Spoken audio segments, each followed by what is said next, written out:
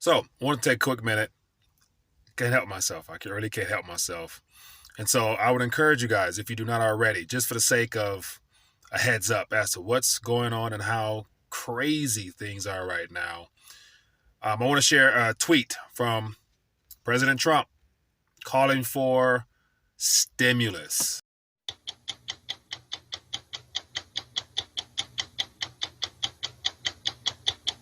So here we have a president, the 45th president of the United States of America, outright forcing their hands in a direction that they inevitably have to go in. They have to drop interest rates.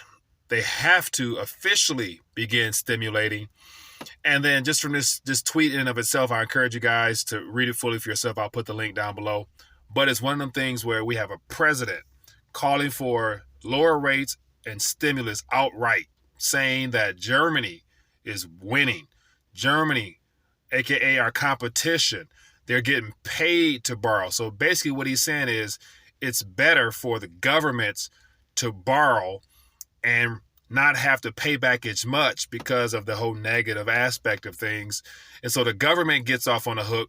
But what about the American public? What about the savers of Federal Reserve notes? What about all the retirement products out there that need yield in order to return something to those millions, if not billions of people that set aside funds today to be able to withdraw those things at a later date? What the president is basically saying that never mind that we, meaning the government, needs to compete globally on the race to the bottom.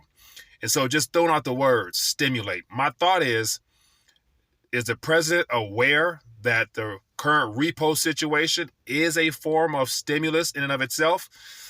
And so clearly, I'm assuming he's not really too concerned with the actual activity and why the repurchasing market is so problematic right now, with the continuation of billions upon billions of dollars being brought into existence for the purpose of the banking sector. And so that right there, I haven't heard President Trump question that at all. And of course, I don't expect him to.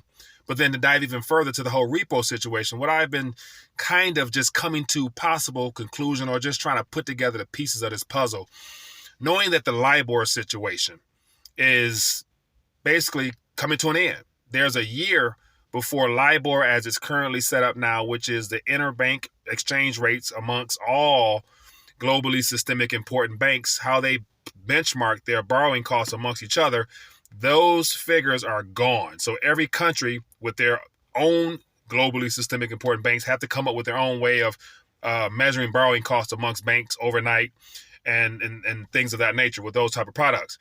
But here's what I'm beginning to really sense. The SOFR, the rate that was introduced last September, I think 2018, for the too big to fail banks here in the United States of America, or just the banks in general to operate on for overnight lending.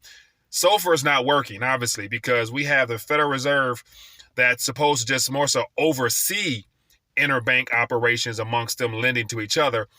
But it looks like the banks aren't going to be lending to each other at all, because they know they don't have to. Because why?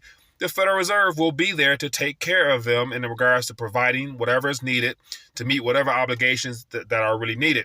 Or it just could be a situation where banks know that this is up. Everything is up. The lie, the hoax is coming to an end because of the globally systemic nature of things, to where if one trigger happens in Europe, it's going to come to the U.S., and if one happens in the U.S., it's going to go to Europe. So they no longer really have to play by the rules according to the days of old, because the clock has probably went off already. The clock has probably expired. And so look at this. Think about this. Here we have Federal Reserve, which is a privately held corporation that operates in the best interest of the banks themselves. They have basically positioned themselves as a guarantee for the commercial banks on a daily basis to be able to extend as much liquidity as needed. And then we, as the public, we have no clue as to whether or not those funds will be reimbursed or repaid or whatever. And my gut feeling would lead me to believe that once those billions are brought to existence and the Federal Reserve takes on the 24-hour. I think I saw looking at some of the statements. They got mortgage-backed securities now. T-bills are in the mix, and God knows what else. But why does the bank really need to repay that back? Would be the question. Because if they choose not to, who's going to do anything about it? Nobody's paying attention. Our government, politicians are grilling Mark Zuckerberg yesterday over his Libra project, but they ain't mentioned nothing about what's happening in the banking sector because they don't even know. So we're at a point now where I think the clock has probably expired. SOFR, the interbank rate the interbank exchange rate we're supposed to set up here, is probably null and void, because if the Fed is stepping in now, then the banks don't need to really set a benchmark apart from whatever the Fed chooses to set as they lend to banks. So that leads me to wonder, if LIBOR is supposed to be the benchmark for all contracts, public and private, in regards to mortgage costs, financing costs, all the financing measurements are pretty much geared towards a LIBOR situation, to my knowledge. Let me know if I'm wrong. Any experts out there, feel free to let me know.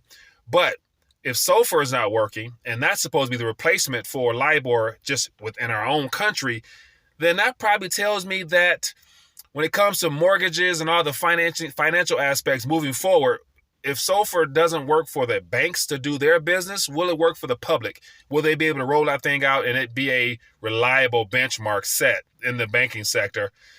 My gut feeling is probably not. And so once again, to go back to President Trump, an hour ago the tweet came out. He's calling for stimulus, outright stimulus. So if he's wanting stimulus officially on top of what the repo situation looks like, that means that he's basically saying that I'm trying to figure out, where does that stimulus supposed to go from the President Trump? Where does he want that stimulus to go? I would assume back into government. And this plays into my conversation with Ronnie yesterday about, MMT, the fiscal side of things. Like the Federal Reserve probably shifting a little bit of the fiscal responsibility onto the government, saying, hey, we'll provide the liquidity, you direct it where you want it to go, and that'll help keep this expansion going. Because remember, everything that takes place right now is all geared towards keeping this expansion going, not helping you as a saver, not helping you as an investor profit. It's about saving the banking system, because once the banking system collapses, or there's a slight glitch that causes a bank to have to address their issues, there goes all the rest of the dominoes. So my gut feeling tells me that behind the scenes, the clock has already stopped. Now it's a scramble to keep things going, to keep the lifeline of the banking sector, as well as Uncle Sam was dependent upon, deficits and borrowing, fully operational. But when I saw this about President Trump wanting to stimulate, I'm thinking like, damn, he's definitely calling for savers, investors, to be stimulated out of their savings, to basically be stolen from. I mean, that's what it boils down to, is outright theft is what it boils down to. And so, yeah, the more they stimulate, the more they expand their monetary base and balance sheet. Ultimately, it does you no good as a holder of all those products and currency units that, are a representation of our money supply. So other than that, with that being the case, I thought I would just share my quick thoughts. I just couldn't help myself. President Trump calling for stimulus. He's basically saying he wants to stimulate you out of your savings. And so, so if you know that, what do you do about it? That's my question to you guys. Leave a comment down below. Let me know your thoughts on any of the things I shared today. Share this information, because once again, it's one of the things where most people don't follow President Trump's Twitter page. And most people, if they do follow it, they don't pay attention to it to the point where they're going to share this information with other people. Therefore, there's an overwhelming majority of the population has no clue about what's going on. Nevertheless, the video about looting down in Chile, so definitely share that as well, because think about when all the banking sector actually comes to a halt, or they need to freeze things to kind of get caught up with all the activity that we don't even know about that could be a problem. Imagine grocery stores, credit cards not working, debit cards not working, ATMs not doing what they're supposed to do. Gonna be a problem. Anyway, I want to share my thoughts. Leave a comment down below. Share this. Give it a thumbs up. Definitely. Later.